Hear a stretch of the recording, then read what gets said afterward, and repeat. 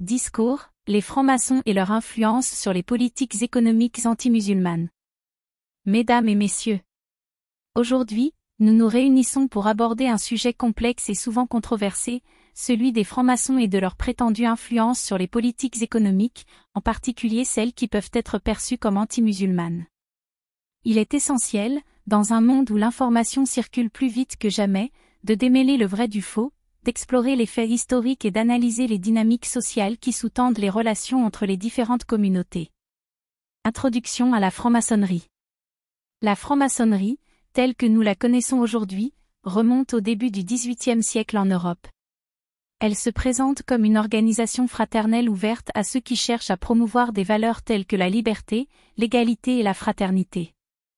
Les francs-maçons sont souvent engagés dans des travaux caritatifs et des débats intellectuels.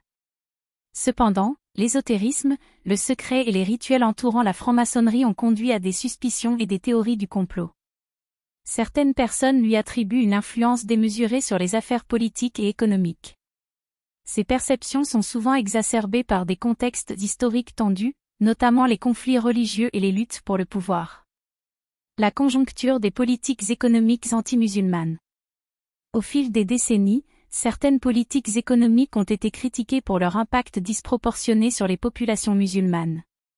Ces mesures, qui peuvent aller de restrictions économiques à des politiques migratoires strictes, sont souvent interprétées comme des manifestations d'islamophobie ou de discrimination systémique.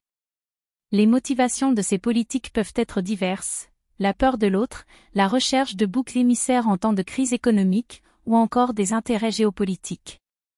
C'est dans ce contexte que la question de l'influence des francs-maçons se pose, ont-ils joué un rôle dans la formulation ou l'orientation de ces politiques ?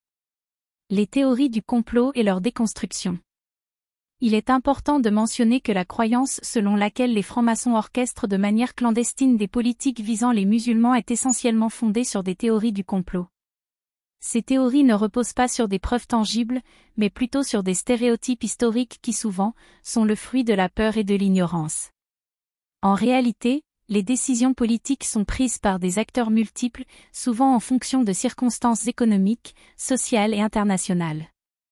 Affirmer que les francs-maçons ont une mainmise sur ces décisions est simpliste et réducteur. Cela détourne l'attention des véritables causes des tensions sociales. La diversité au sein de la franc-maçonnerie. Il est également crucial de rappeler que la franc-maçonnerie n'est pas un bloc homogène. Les loges maçonniques peuvent varier considérablement en termes de valeurs, de croyances et d'objectifs. De nombreux francs-maçons sont eux-mêmes engagés dans la lutte contre l'intolérance et l'injustice, promouvant le dialogue interreligieux et la compréhension mutuelle. La franc-maçonnerie, en tant qu'organisme, ne peut pas être tenue responsable des actions de certains de ses membres qui pourraient soutenir des idées ou des politiques contraires à l'éthique. Ainsi, il serait erroné de généraliser à partir des cas isolés. La responsabilité collective et l'appel au dialogue. En fin de compte, la question des politiques économiques anti-musulmanes ne peut pas être attribuée à un seul groupe ou à une seule idéologie.